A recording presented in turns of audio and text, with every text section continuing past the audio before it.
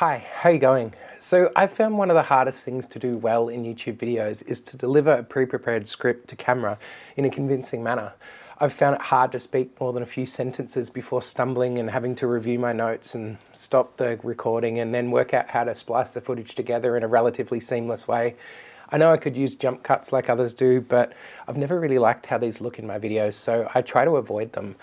I also feel that being able to do a full read-through of my script without stopping helps my videos flow better. I thought I'd look for a solution and sort of landed on teleprompters, but I figured they would be too expensive to justify, so I disregarded them as an option.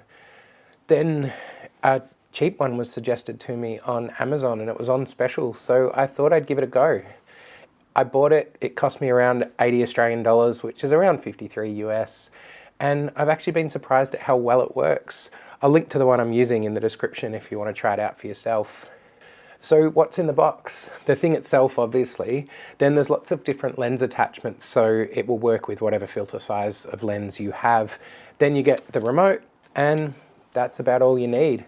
And the setup was really quite easy. You choose the right filter size, attach it to your camera, and it works even over the top of other filters. You take off the cover, which can be a little fiddly, and then you slide it down over the filter attachment, attach your phone, and it's done. And yeah, that's pretty much it. So now to the software. It's quite straightforward. I downloaded it for Android. You just copy and paste your script into it. Apparently previous versions of the software didn't allow copy and paste, which would have made the whole thing borderline unusable, but it's there now, and that's how I do it. I copy the script from my Notion note, put it into the teleprompter software, I choose the font size, then I click on the mirror text, I set my phone in the holder, and then I press go. So this is the remote control that comes with it.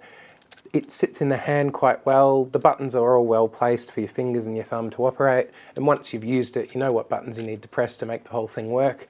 It is made of plastic and is quite cheap feeling. So yeah, as you can hear, it sort of rattles a bit, but it works. I am worried that if this breaks, the whole thing is kind of unusable.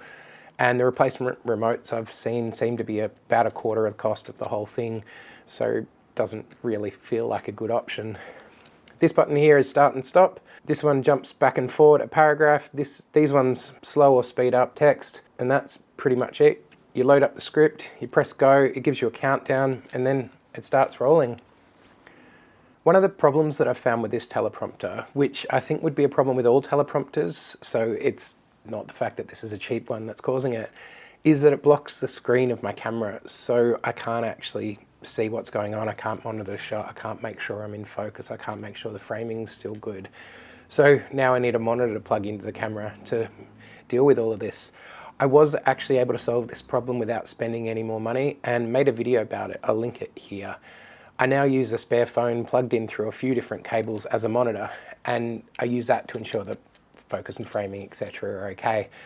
I think this only works for Android, and haven't investigated iPhones, so there may be a way to make it work for the iPhone people. The only problem with this is that I need one phone for the monitor and one for the teleprompter, or I need to keep switching between the two. I have dug out an old phone which works for this, so that problem is solved for me.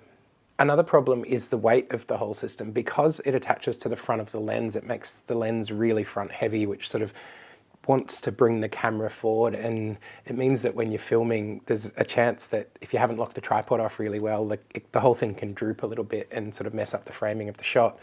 And this is another reason why that monitor is important, to check that the framing's still okay. But it's not that heavy though, and if you want to do the handheld shots, you can still sort of pick it up in one hand and it's all good. But other than those two things, it's actually all good, and I'm glad I bought it because it's changed the way that I make these videos, and it's opened up a lot more ideas to me which are more reliant on me talking to camera, and I can now talk to camera for more than 10 seconds without stumbling. I'm really happy with it, and I think it was $80 well spent. Let me know if you've got any questions in the comments, and otherwise I'll see you next week. Bye.